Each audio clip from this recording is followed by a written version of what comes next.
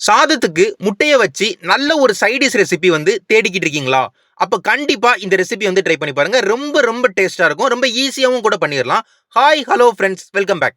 நம்ம இன்னைக்கு இந்த முட்டை ரோஸ்ட் ரெசிபி செய்யறதுக்கு முதல்ல ஒரு மசாலா ரெடி பண்ணணும். அதுக்காண்டி ஸ்டவ்ல ஒரு பேன் எடுத்து வச்சுட்டு மிளகு 2 டேபிள் ஸ்பூன் சேர்த்துக்கிறேன். வெள்ளை உளுந்து 1.5 டேபிள் ஸ்பூன் சேர்த்துருக்கேன். சீரகம் 1 டேபிள் ஸ்பூன் சேர்த்துருக்கேன். மல்லி 3 டேபிள் ஸ்பூன் சேர்த்துருக்கேன்.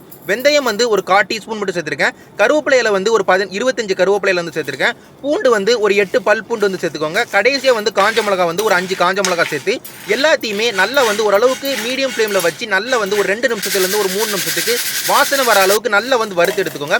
வறுத்து முடிச்சக்கு அப்புறமா ஸ்டவ் ஆஃப் பண்ணிட்டு அப்படியே ஒரு பிளேட்டுக்கு மாற்றி நல்லா ரூம் டெம்பரேச்சர்ல வச்சு நல்லா ஆறுனக்கு அப்புறமா அப்படி மிக்சர் ஜாருக்கு மாற்றி தண்ணி எதுவுமே சேர்க்காம நல்லா பவுடர் மாதிரி நல்லா அரைச்சு எடுத்துக்கோங்க. லைட்டா குறை குறைன்னு தான் இருக்கும். அதை அப்படியே ஒரு பவுலுக்கு மாற்றி வச்சுட்டு இப்போ ஸ்டவ்ல ஒரு கடாய் எடுத்து வச்சு எண்ணெய் கடலெண்ணெய் ஒரு 6 டேபிள் ஸ்பூன் சேர்த்து எண்ணெய் லைட்டா சூடாக ஆரம்பிச்சக்கு அப்புறமா வெங்காயம் பெரிய வெங்காயம் ரொம்ப நீட்டமா 2 பெரிய வெங்காயத்தை சேர்த்து நல்ல வெங்காயத்தை ஓரளவுக்கு பொன்னிறத்துக்கு நல்லா வதங்குற மாதிரி ஒரு 2 நிமிஷத்துலேருந்து ஒரு 3 நிமிஷத்துக்கு ஹை ஃப்ளேமில் வச்சு நல்லா வெங்காயத்தை வதக்கி விட்டுக்கோங்க.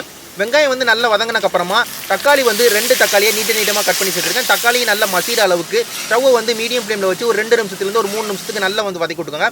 தக்காளி வெங்காயம் ரெண்டுமே நல்லா வதங்கினக்கு அப்புறமா ஸ்டவ் லோ ஃப்ளேமில் வச்சுட்டு நம்ம அரைச்சி வச்ச மசாலா அப்படி ஒரு 2.5 கைப்பிடி சேர்த்துக்கோங்க.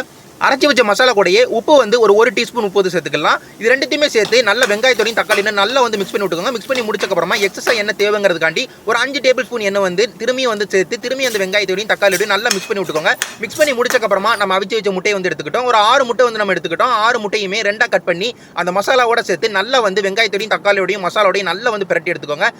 நல்லா பிரட்டி எடுத்து முடிச்சக்கப்புறமா அதுக்கப்புறமா ஸ்டவ் லோ ஃப்ளேமில் வச்சுட்டு மூடி போட்டு ஒரு 3 நிமிஷத்துலேருந்து ஒரு 4 நிமிஷத்துக்கு லோ ஃப்ளேமில் வச்சு நல்லா கொதிக்க விட்டுக்கோங்க. ஒரு 3 நிமிஷம் கழிச்சு ஓபன் பண்ணி பாத்தீங்கன்னா நல்ல வாசனையோட அந்த மசாலாவோட பச்சை வாசனை எல்லாம் போய் சூப்பரா நமக்கு இந்த முட்டை ரோஸ்ட் ரெடி ஆயிரும். கடைசியா கொத்தமல்லியில நல்லா தூவி விட்டு நல்லா பிரட்டி திரும்ப மிக்ஸ் பண்ணி விட்டுட்டீங்கன்னா ஒரு சூப்பரான முட்டை ரோஸ்ட் ரெடி ஆயிட்டு கண்டிப்பா ட்ரை பண்ணி பாருங்க. நல்ல வாசனையோட நல்ல டேஸ்டோட இருக்கும். அந்த எக்ஸஸா இருக்கிற மசாலாவை ஒரு வாரம் வச்சு கூட பயன்படுத்துங்க. சூப்பரா வந்திருக்கும். கண்டிப்பா இந்த ரெசிபி ட்ரை பண்ணி பாருங்க. வீட்டுல எல்லாருமே செஞ்சு கொடுங்க. நான் இதே மாதிரி இன்னொரு சூப்பரான ரெசிபியோட எல்லாருமே பார்க்குறேன். நன்றி.